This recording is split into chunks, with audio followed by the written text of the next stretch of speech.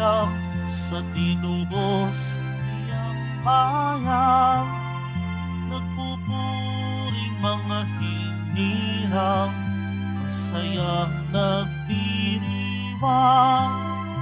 Magkalak tayong lahat, si Jesu Kristo'y nabuhay, nanaig sa kamatayan. Alleluia, Alleluia.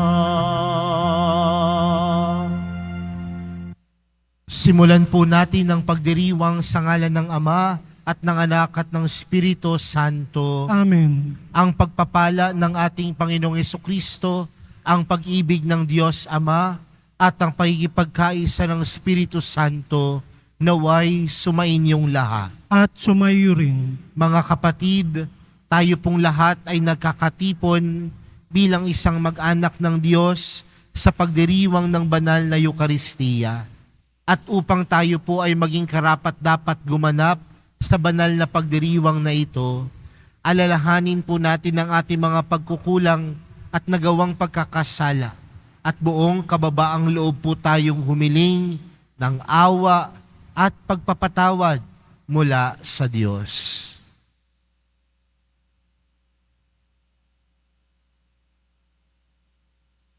Inaamin ko sa makapangyarihang Diyos at sa inyo mga kapatid, na lubha akong nagkasala sa isip, sa salita at sa gawa, at sa aking pagkukulang.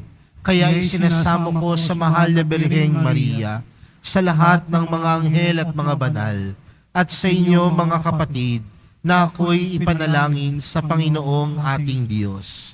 Kaawaan tayo ng makapangyarihang Diyos, patawarin tayo sa ating mga kasalanan, at patnubayan tayo sa buhay na walang hanggan. Amen. Panginoon, kaawaan mo kami. Panginoon, kaawaan mo kami. Kristo, kaawaan mo kami. Kristo, kaawaan mo kami. Panginoon, kaawaan mo kami. Panginoon, kaawaan mo kami. Manalangin tayo. Ama naming nasa langit, nililiwanagan mo ng iyong maasahang ilaw ang mga naliligaw na iyong pinababalik sa daan para ikaw ay matagpuan.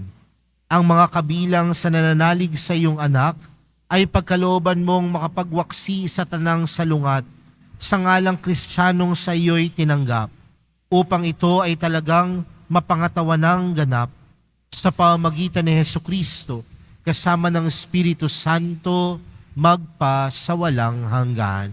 Amen. Magsiupo muna ang lahat. Pagbasa mula sa mga gawa ng mga apostol.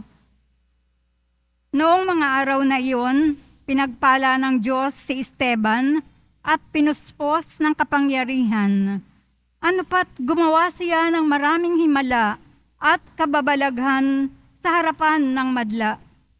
Nakipagtalo sa kanya ang ilang kasapi sa sinagoga ng mga pinalaya na binubuo ng mga Hudyong taga-Cirene, taga-Alejandria, taga-Cilicia at taga-Asya. Ngunit wala silang magawa sa karunungan ni Esteban na kaloob ng Espiritu, kaya't lihim nilang sinulsulan ang ilang lalaki na magsabi ng ganito, narinig naming nilalait niya si Moises at ang Diyos. Sa gayoy, naudyukan nilang magalit kay Esteban ang mga tao, ang matatanda ng bayan at ang mga eskriba.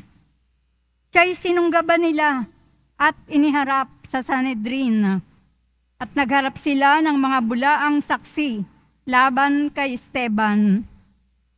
Ang taong ito, wika nila, ay walang tigil ng pagsasalita laban sa banal na templo at sa kautusan ni Moises.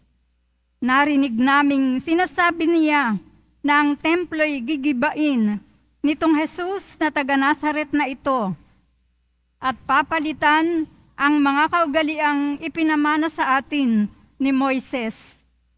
Tinitigan ni Esteban ang lahat ng nakaupo sa Sanhedrin at nakita nila na ang kanyang mukha'y parang mukha ng anghel. Ang salita ng Diyos. Salamat sa Diyos. Mapalad ang sumusunod sa utos ng poong Diyos. Mapalad ang sumusunod sa utos ng poong Diyos. Kahit ako ay usigit labanan ng pamunuan, itong iyong abang lingkod, sa utos mo'y mag-aaral. Ang buo mong kautusan sa akin ay umaaliw. Siyang gurong nagpapayo sa lahat kong suliranin. Mapalad ang sumusunod sa utos ng poong Diyos. Pinatawad mo ang aking mga gawang kamalian.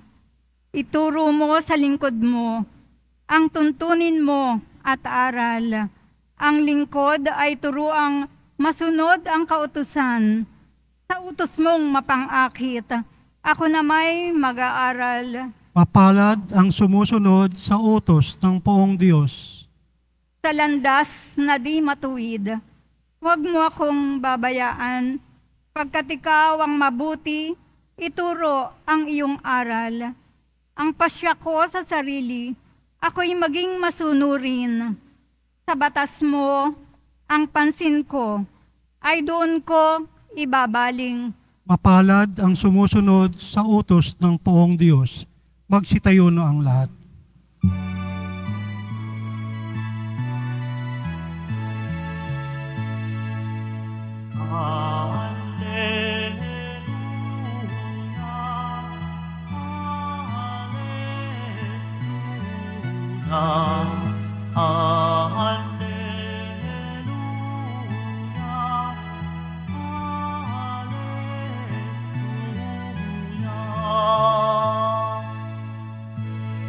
Ang tao ay nabubuhay sa salita ng may kapal na pagkain kanyang bigay. Alleluia,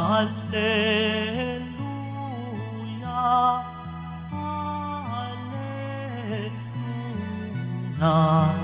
Alleluia, Alleluia.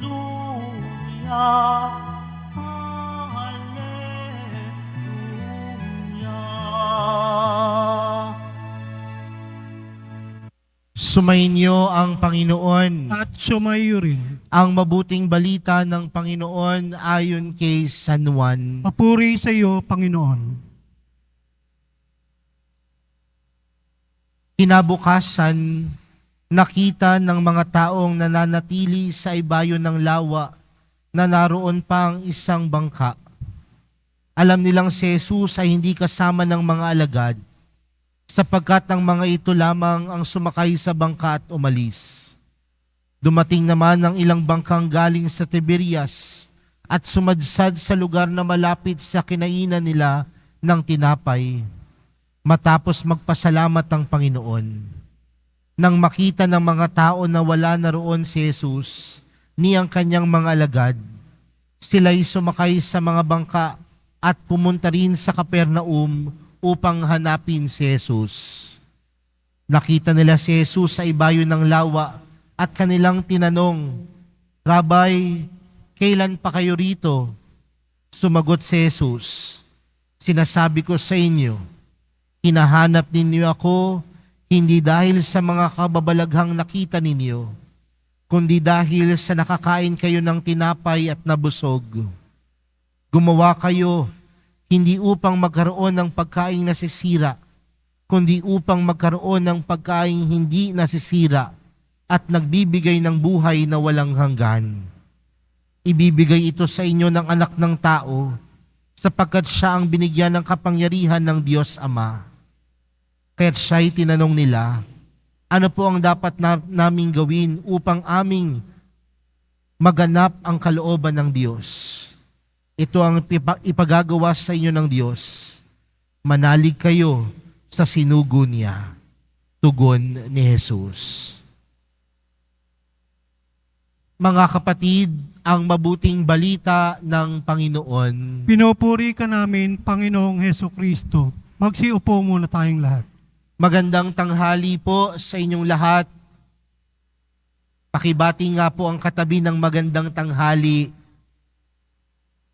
Mga kapatid, patuloy po ang ating pagninilay ngayong 3 linggo sa Pasko ng muling pagkabuhay ng Panginoon. At yung ating ibanghelyong napakinggan ay nagpapatungkol sa mga taong sunod-sunod kay Jesus. At ano pong ibig sabihin ng sunod-sunod kay Jesus? Sila po yung mga tipo ng tao na nakakita sa milagro ng Panginoon. At ano pong klaseng milagro ang nakita nila? Tandaan po natin ang ating ibanghelyong napakinggan ay kadugtong ng ating ibanghelyo nung nakaraang Biyernes. At ano po ba ang ibanghelyo nung nakaraang Biyernes? Si Jesus nagpadami ng tinapay at nakapagpakain ng higit sa 5,000 katao. At yung mga taong nakakain ng tinapay na iyon, nabusog. Yung mga taong nakakain na iyon, tila nakontento sa pinakain sa kanila ng Panginoon. Kaya marahil nung sila ay nakatanggap ng tinapay na ito, sumunod-sunod na sila sa Panginoon. Kaya nga, sa ating ibanghelyong napakinggan, hinahanap nila si Jesus. Kaya nung nakita nila si Jesus, ano ang kanilang katanungan? Rabay, kailan pa kayo rito? Pero napakaganda ng sagot sa kanila ng Panginoon. Ang sabi sa kanila ng Panginoon, sinasabi ko sa inyo, hinahanap ninyo ako hindi dahil sa mga kababalaghang nakita ninyo, kundi dahil sa nakakain kayo ng tinapay at nabusog. Sa madaling salita, sumusunod sila sa Panginoon dahil natugunan ng Panginoon yung pangangailangan nila nung mga oras na iyon. Di ba ganyan din naman tayo? May mga pagkakataon na tumutugon lang tayo sa Diyos dahil alam natin na may kapalit ito. Tumutugon lang tayo sa panawagan ng Panginoon dahil alam natin na may kapalit itong pagpapala o biyaya sa Panginoon. Pero hindi natin nakikita ang tunay na dahilan kung bakit tayo tumutugon at sumusunod sa Panginoon. Sumusunod tayo mga kapatid kay Jesus, hindi dahil lamang sa pagpapalang kayang ipagkaloob, bagkus susunod tayo sa Panginoon dahil sa awa, sa pag-ibig na kaya niyang ipagkaloob sa atin. Huwag lang tayong sumunod kasi may nakukuha tayo kay Jesus. Huwag lang tayong magsimba dahil may makukuha tayong biyaya o pagpapala o gantimpala. Bagkus makita sana natin na ang pagsunod natin, ang pagtugon natin sa mahal na pong Jesus na Nazareno ay merong pag-ibig, merong awa na nagmumula sa Diyos. Ang pag-ibig ng Diyos higit sa gantimpalang pwede nating makuha kanino man. Ang pagpapala o ang pag-ibig at awa ng Diyos higit sa kahit anong pwedeng mapalit ng mundo. Dahil ang pag-ibig ng Diyos wagas. Kaya mga kapatid, sana kapag nakikita ho natin ang mahal na pong Jesus Nazareno, wag lang nating makita yung kakayanan niyang ipagkaloob sa atin ng pagpapala at biyaya. Bagkus kapag tinitingnan natin ang mahal na pong Jesus Nazareno, nakikita natin yung kanyang awa at pag-ibig. Bukod sa kung ano ang kaya niyang ipagkaloob, ang mahal na pong Jesus Nazareno nagkakaloob ng pag-ibig at awa. Kaya mga kapatid, ang dahilan kung bakit tayo sumusunod sa Panginoon ay hindi lamang upang tayo ay magkaroon ng biyaya at pagpapala. Bagkus, ang pinakadahilan kung bakit tayo sumusunod kay Jesus, sumusunod sa Diyos, ay dahil sa kanyang awa, pag-ibig, at pagmamahal sa atin. Amen. Magsitayo na po ang lahat.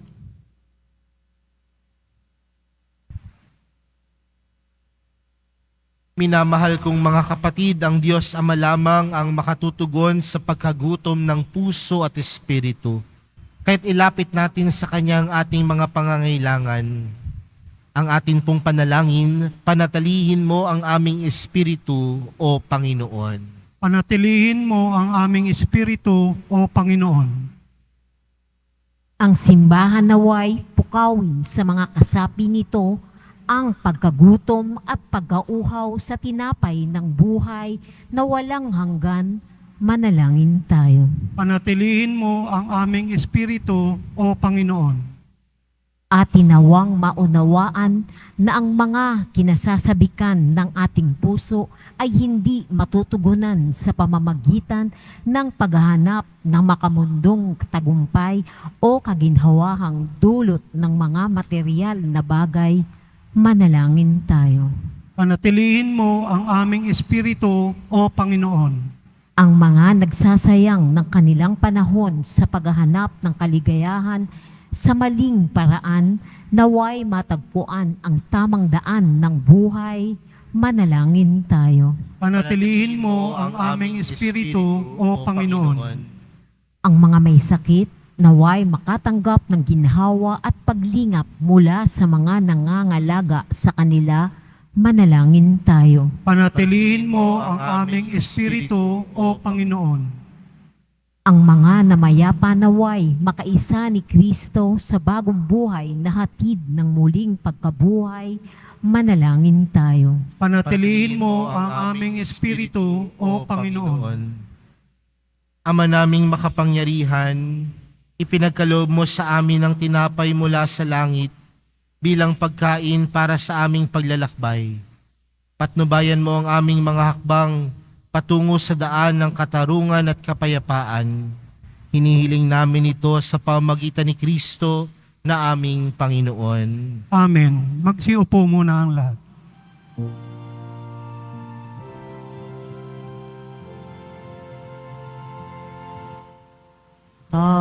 Tanggapin mo, O Panginoon, ang alay ng bayang nagdiriwang.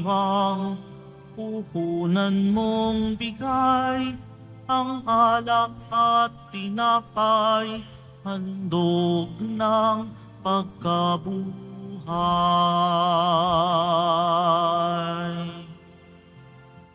Pinupuri kita, Poon, sapagkat ako'y iniligtas.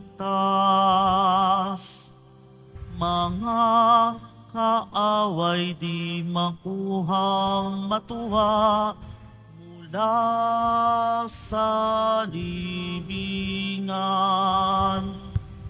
Tanggapin mo, O Panginoon, ang alay ng bayang nagdiriwang. Puhunan mong bigay ang alak at tinapay, handog ng pagkabuhay.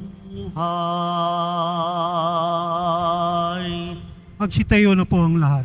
Manalangin kayo mga kapatid upang ang paghahain natin ay kalugdan ng Diyos amang makapangyarihan. Tanggapin nawa ng Panginoon itong paghahain sa iyong mga kamay, sa kapurihan niya at karangalan, sa ating kapakinabangan at sa buong sambayanan niyang banal. Ama naming lumikha, paakyatin mo sa iyong piling sa kalangitan ang aming mga panalangin kalakip ng haing mga alay, upang ang mga pinagindapat mong gawing dalisay ay maging marapat na makasalo sa piging ng iyong pagmamahal sa pamamagitan ni Jesucristo kasama ng Espiritu Santo magpa sa walang hanggan. Amen. Sumainyo ang Panginoon. At sumayo rin. Itaas sa Diyos ang inyong puso at diwa. Itinaas na namin sa Panginoon. Pasalamatan natin ng Panginoong ating Diyos. Marapat na siya ay pasalamatan. Ama naming makapangyarihan, tunay ngang marapat na ikaw ay aming pasalamatan. Ngayong ipinagdiriwang ang paghahain ng Mesiyas, ang maamong tupa na tumubos sa aming lahat. Naghahaing walang humpay ang anak mong minamahal upang magkasalo-salo ang tanan sa piging ng iyong buhay. Hindi na mamamatay ang inihain sa krus. Ang sa krus ipinako, buhay lagi bilang handog. Kaya kaisa ng mga anghel na nagsisiawit ng papuri sa iyo nang walang humpay sa kalangitan, kami nagbubunyi sa iyong kadakilaan. Santo, Santo, Santo Panginoong Diyos ng mga hukbo, napupuno ang langit at lupa ng kadakilaan mo, o sana sa kaitaasan. Pinagpala ang naparirito sa ngalan ng Panginoon, o sana sa kaitaasan. Magsilod po ang lahat. Ama naming banal, ikaw ang bukal ng tanang kabanalan. Kaya't sa pamagitan ng iyong Espiritu, gawin mong banal ang kaloob na ito upang para sa amin maging katawan at dugo ng aming Panginoong Hesukristo. Bago niya pinagtiis ang kusang loob na maging handog, hinawakan niya ang tinapay, pinasalamatan kaniya, pinaghati-hati niya iyon, iniabot sa kanyang mga alagad at sinabi, "Tanggapin ninyong lahat ito at kanin. Ito ang aking katawan na ihahandog para sa inyo."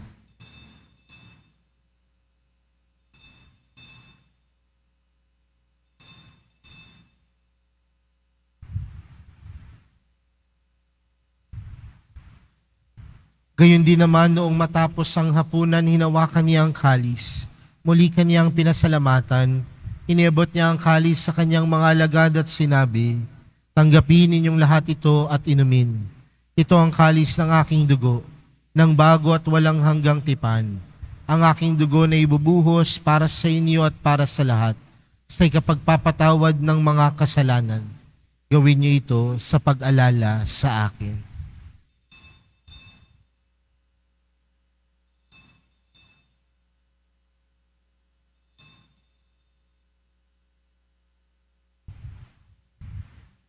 Magsitayo na po ang lahat. Ipagbunyi natin ang misteryo ng pananampalataya. Kristo'y namatay, si Kristo'y nabuhay, si Kristo'y babalik sa wakas ng panahon. Ama, ginagawa namin ngayon ang pag-alala sa pagkamatay at muling pagkabuhay ng iyong anak. Kaya't inaalay namin sa iyo ang tinapay na nagbibigay buhay at ang kalis na nagkakaloob ng kaligtasan. Kami nagpapasalamat dahil kami iyong minarapat na tumayo sa harap mo para maglingkod sa iyo. Isinasamo namin kaming magsasalo-salo sa katawan at dugo ni Kristo ay mabuklod sa pagkakaisa sa pamamagitan ng Espiritu Santo. Ama, lingapin mo ang iyong simbahang laganap sa buong daigdig. Puspusin mo kami sa pag-ibig. Kay San Francisco na aming Papa at ni Jose na aming Obispo at ng Tanang Kaparian. Alalahanin mo rin ang mga kapatid naming nahimlay nang may pag-asang sila'y muling mabubuhay, gayon din ang lahat ng mga pumanaw. Kaawaan mo sila at patuloyin sa iyong kaliwanagan. Kaawaan mo at pagindapating kaming lahat na makasalo sa iyong buhay na walang wakas.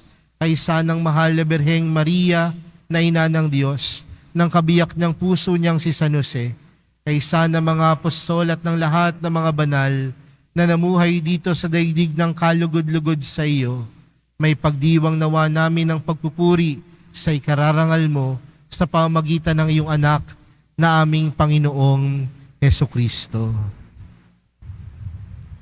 Sa pamamagitan ni Kristo, kasama niya at sa Kanya, ang lahat ng parangal at papuri ay sa iyo, Diyos amang makapangyarihan, kasama ng Espiritu Santo, magpa sa walang hanggan. Amen. Lumapit po tayo sa Ama natin sa langit sa panalangin itinuro sa atin ni Jesus.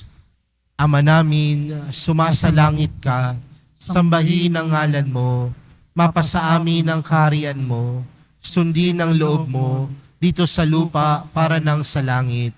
Bigyan mo kami ngayon ng aming kakanin sa araw-araw at patawarin mo kami sa aming mga sala para nang pagkapatawad namin sa nagkakasala sa amin. At huwag mo kami pahintulot sa tukso at iadya mo kami sa lahat ng masama. Hinihiling po namin kami adya sa lahat ng masama, pagkalooban ng kapayapaan araw-araw, iligtas sa kasalanan at ilayo sa lahat ng kapahamakan, samantalang aming pinananabikan ang dakilang araw ng pagkapahayag ng tagapagligtas naming si Jesucristo. Sapagkat iyo ang kaharian, at ang kapangyarihan, at ang kapurihan, magpakailanman. Amen.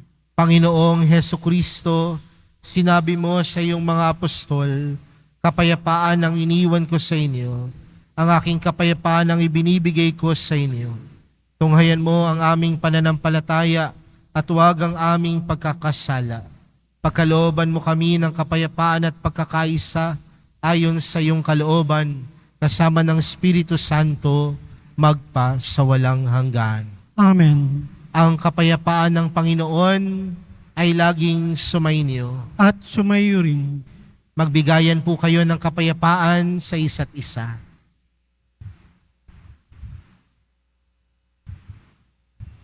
Kordero ng Diyos, nag-aalis ng mga kasalanan ng sanlibutan, maawa ka sa amin. Kordero ng Diyos, na nag-aalis ng mga kasalanan ng sanlibutan, maawa ka sa amin. Kordero ng Diyos, nag-aalis ng mga kasalanan ng sanlibutan, ipagkaloob mo sa amin ang kapayapaan. Magsiluhod po ang lahat.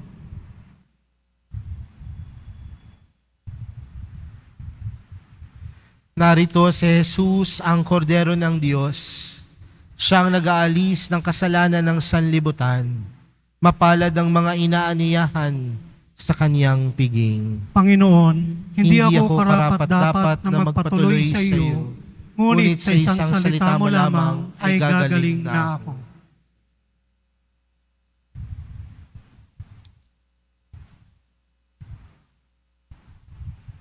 Para sa lahat ng tatanggap ng banal na komunyon, sasagot po tayo ng amen pagkasabi ng pari o ng lay minister ng katawan ni Kristo at isubo agad sa bibig bago umalis sa harapan ng pari o lay minister. Sumunod po tayo.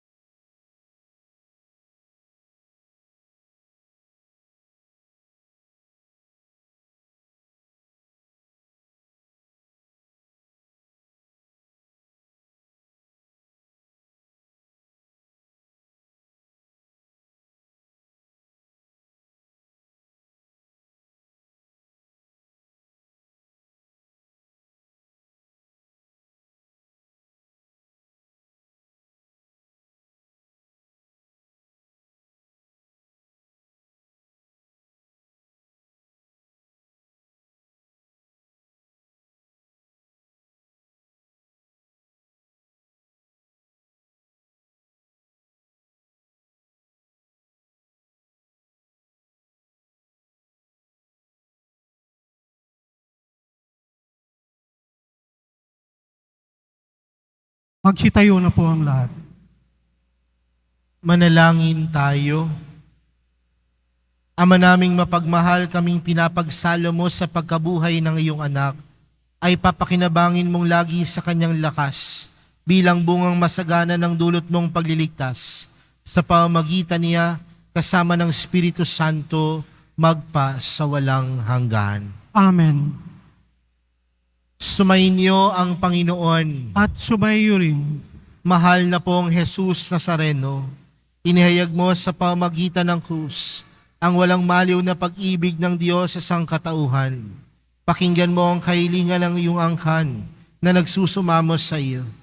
Makamtanawa nila ang iyong katugunan at tanggapin ang kasagutan na may utang na loob na tinatanaw. Basbasan din po ninyo ang mga dala-dala nilang mga imahin at dasalan. Sa pamamagitan ng bendisyon na ito, naway maalala nila ang mga pangako nila noon sa binyag na ikaw ang kanilang ibigin at paglilingkuran bilang Panginoon magpa sa walang hanggan. Amen. At pagpalain po kayong lahat ng makapangyarihang Diyos, Ama, Anak, at ng Espiritu Santo. Amen. Humayo kayong taglayang kapayapaan ng Poong Jesus Nazareno. Salamat sa Diyos.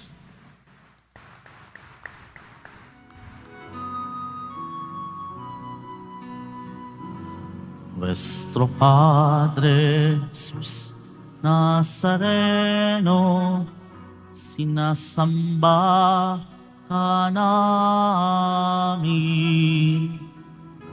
Pinipintuho ka namin. Aral mo ang aming buhay at kaligtasan. Nuestro Padre Jesus Nazareno, iligtas mo kami sa kasalanan. Ang krus mong kinamatayan ay sagisag ng aming kaligtasan. Nuestro Padre Jesus Nazareno, dinarangal ka namin. Nuestro Padre Jesus Nazareno, nilulwalhati ka namin. Nuestro Padre Jesus Nazareno, dinarangal ka namin. Nuestro Padre Jesus Nazareno, nilulwalhati ka namin.